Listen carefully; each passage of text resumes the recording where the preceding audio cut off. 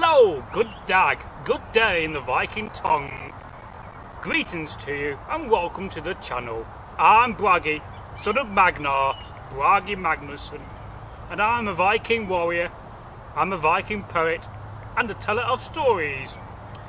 Now, you have seen many a folk tale so far, and you have seen one or two folk tales from Tyrkir on oaths. So there's a card, so please go and check out that playlist and watch the content. Now, our story is set in England and is an English folktale set during the times of the Anglo-Saxons, when the Saxons were mainly farming and building an empire, a kingdom. And our story is about a farmer called Godric. And the title of this folktale is Godric and the Dancing Oaths. Now, Godric was a farmer and he lived in a remote place with not many farms around him, and he was married, and both of his children have grown up and gone travelling to gain fame and fortune. And it was the time of the year of autumn, and it was time for harvest, and he mostly had crops. He had rye and he also had some barley, and he was going out in the mornings and he was cutting down the barley with a scythe, leaving it to dry and bringing it into an outbuilding, into a barn to dry, so that he could thrash it and bag up the seed and tie up the rye and the wheat to feed his animals, his horses and his cattle. And he's been doing this for some time. He's been siphoning the rye and the barley, and he was making a big pile in his outbuilding. And he'd been working all day and it got dark, so he went back home to his longhouse and had supper, had dinner, and went to bed. And then the next morning, when he was expecting to go and find this massive pile of barley and rye, well, there was nothing there. It was all gone.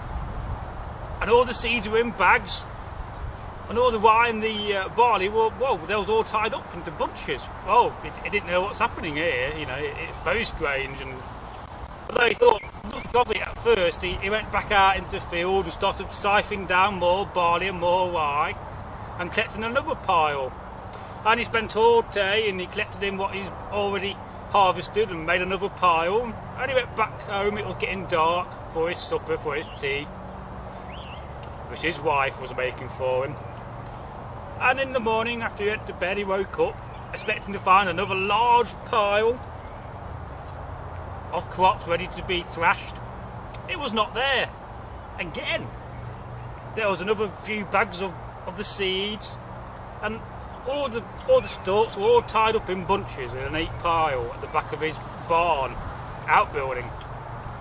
Well, to this he started to get very worried, and he's thinking that somebody was coming in. And it happened again the next day.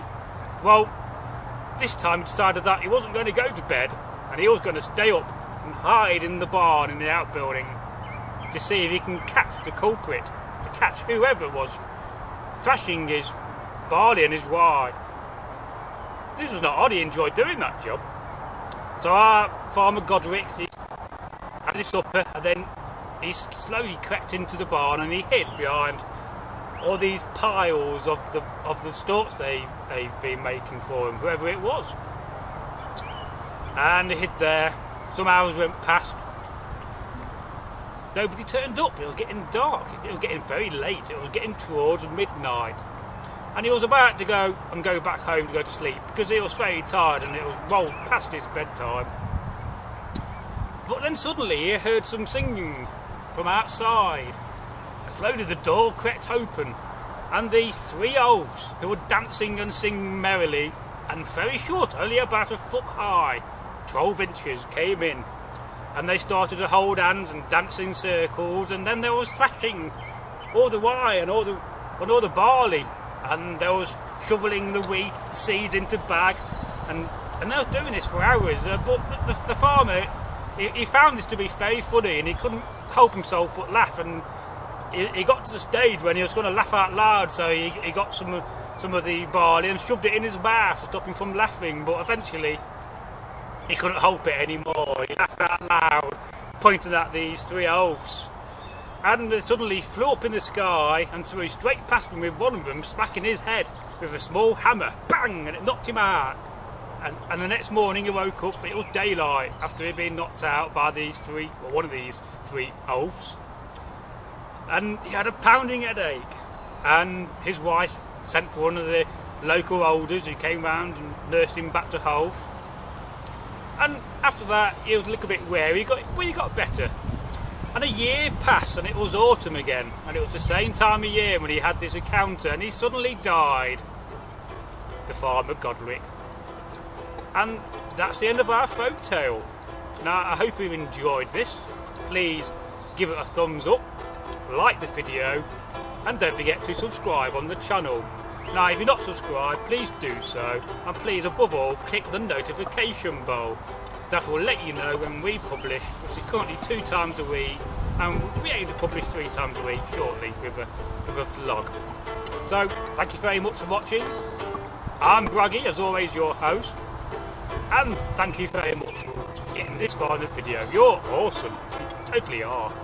And please leave a comment, we love comments. Thank you, was hail, and good health to all those that watch.